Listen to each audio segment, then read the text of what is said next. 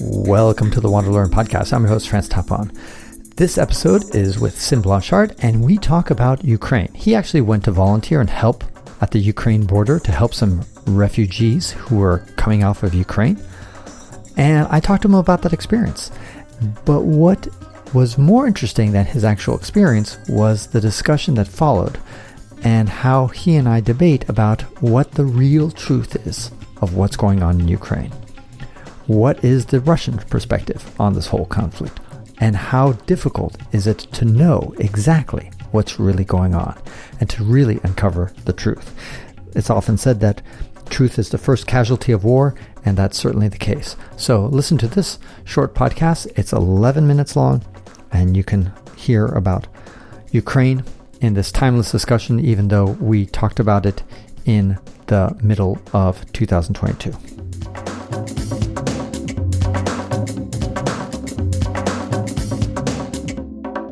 About Ukraine, you were there on behalf of the Russian Special Forces, right? Yeah, you're a spy, right? Yeah. No, you're KGB, right? No, I had. Come on, just a minute. Just between you and me and a few other podcast listeners, KGB spies. I had cousins that were missionaries in Ukraine for many years, and so I connected with them, and they connected me with. So you were proselytizing, is what you're doing? No, you're trying to convert everybody to out. like Hinduism or something. I gave everybody a nice smile and and helped out as much as I could. And hopefully they got Gave them a beer at least. Yeah. No, there were some incredible people there, and we had Where really was this? This was right on the border, outside of Lviv. Yeah, Lviv, pretty close to Lviv. Pretty Okay. close to it. I mean, Lviv's, I think, like 50 miles. Right, but I mean, it's probably where, if you follow the border straight from Lviv, it's probably where you... Yeah, between Lviv and Krakow. Okay, right. Yeah. Right. So I checked a few borders, and it took me a while to get somebody who would sponsor me. But it finally got in and served up soup and helped people pull their luggage. And you did this for about a week? Yeah. Okay. Yeah. And give me a good story that you got out of that experience. Well, what surprised you, for example? How everybody was actually pretty cool and clean-shaven and not distraught, and they were cheering Russia, waving Russian flags? No, it was sad, and they were all very much hated Russia, and they were very sad about that. Because here's the thing that I don't really understand. Roughly 25% of Ukraine is Russian.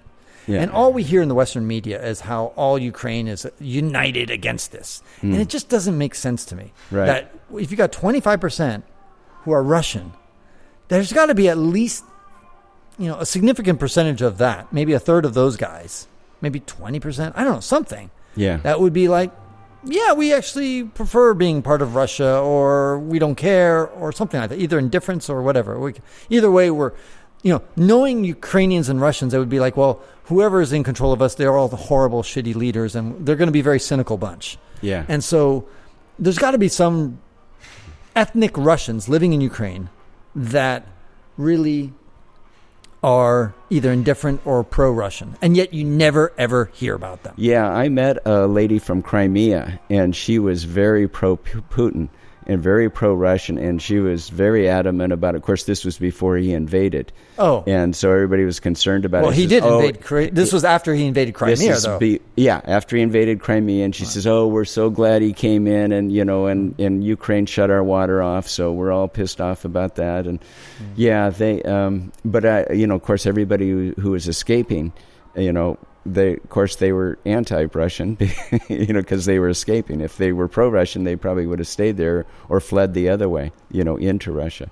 So you're right. We get kind of a skewed point of view, but you could see these people had, probably lost everything, and it was just women and children and old people, and it was sad to see them lug, just about everything they could carry and bring it across.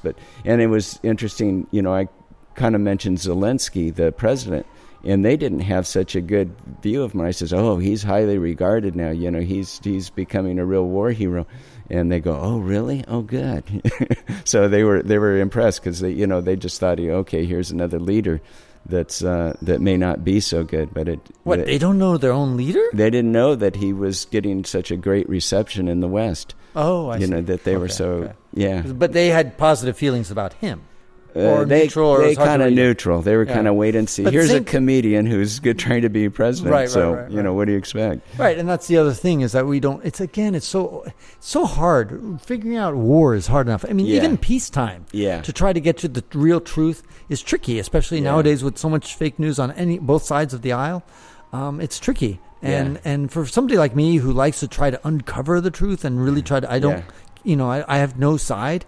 It's very tough. It's very, very tough. Yeah, you make a decision, and it's I mean, like with Crimea, for example, a lot of Americans don't even know that Crimea was a gift that the Soviets gave. I can't remember if it was Khrushchev who gave it. I think it was Khrushchev who gave it to Ukraine, and so it was Russian for at least a century, if not more. I mean, before that was, I think, the Tatars, if I'm pronouncing it right.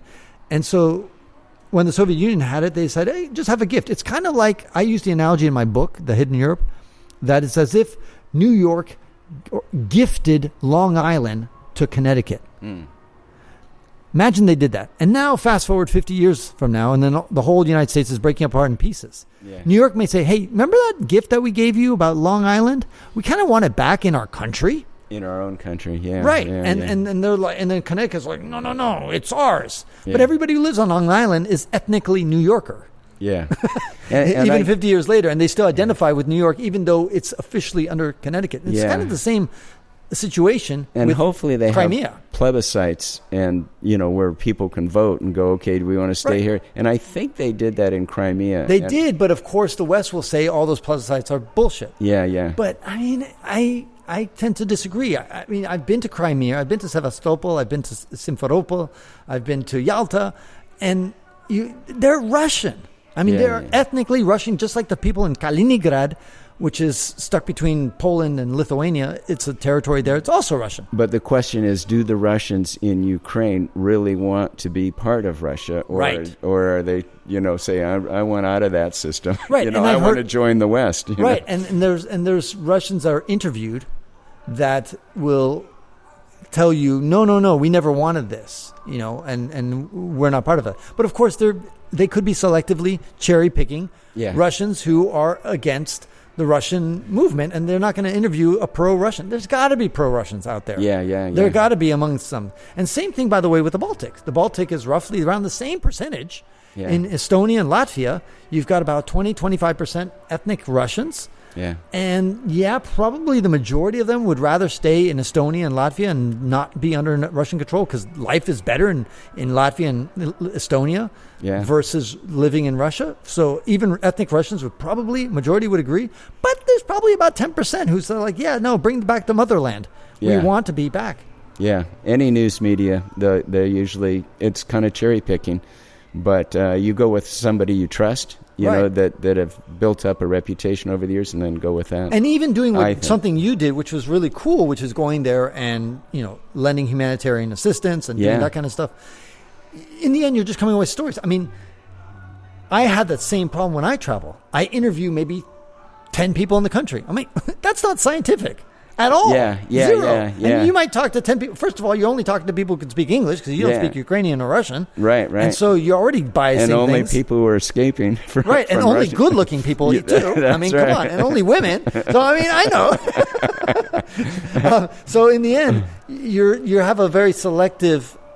And so to base conclusions on that limited data set is really faulty science. Yeah, no. I mean, I think what I observed were people were distraught and they were leaving, and they didn't, and just looking to see what Russia was doing. I mean, was it really justified, for them to try and take over Ukraine? I kind of doubt it. Yeah. Yeah. Now whether but that would make sense. I mean, there wouldn't be too many refugees if they, I guess. I wonder, and this is an interesting question, it's like, if you're pro-Russia taking over, would you just hang out and wave the Russian flags and hope that the Russian troops that are invading don't shoot you, and say, hey, no, dude, I'm totally supporting you? Or escape to Russia. Or maybe escape to Russia. Thank you very much. That's an excellent point. In fact, if you're a young, able-bodied man in, let's say, the Donetsk region in eastern Ukraine, you could say, well, I want to go join the Russian force to help with the invasion. Maybe. Right? Yeah. Yeah. What do you mean maybe? You look at me skeptically. Well, we don't hear about that. Of course we don't. And what we Why hear would about we hear about is people escaping from Russia.